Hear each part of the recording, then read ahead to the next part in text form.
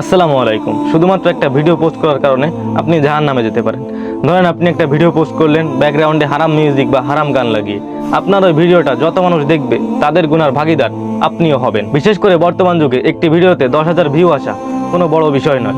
10,000 view এসেছে মানে আপনার ওই ভিডিওটা 10,000 মানুষ দেখেছে, এবং 10,000 মানুষ দেখেছে মানে আপনার ওই ভিডিও দেখার কারণে 10,000 মানুষের যে পরিমাণ গুনাহ হয়েছে তার ভাগীদার আপনিও হবেন। এবং এটি এমন একটি গুনাহ, আপনি মৃত্যুবরণ করার পরেও এটি আপনার আমলনামায় লেখা হবে।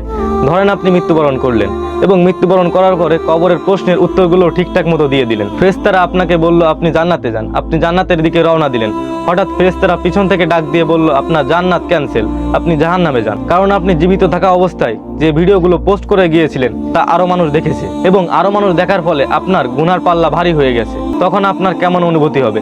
নিশ্চয়ই আপনি এমনটা চাইবেন না। যদি না চেয়ে থাকেন তাহলে আজ থেকে গান লাগিয়ে ভিডিও পোস্ট করা বাদ দেন এবং আগের পোস্ট করা ভিডিওগুলো ডিলিট করে দেন। এবং মাথায় যদি সামান্য পরিমাণও বুদ্ধি থেকে থাকে তাহলে আজ থেকে প্রতিজ্ঞা করেন আর কোনোদিন গান লাগিয়ে ভিডিও পোস্ট করবেন না। তো যাই হোক, আল্লাহ তাআলা এগুলি আমাদের বোঝার তৌফিক দান করুক। ওমা তৌফিকা ইল্লা বিল্লাহ। নাসরুম মিনাল্লাহ, ফাতহুন কারীম। ও আখিরি দাওয়ানাল আনিল হামদুলিল্লাহি রাব্বিল আলামিন।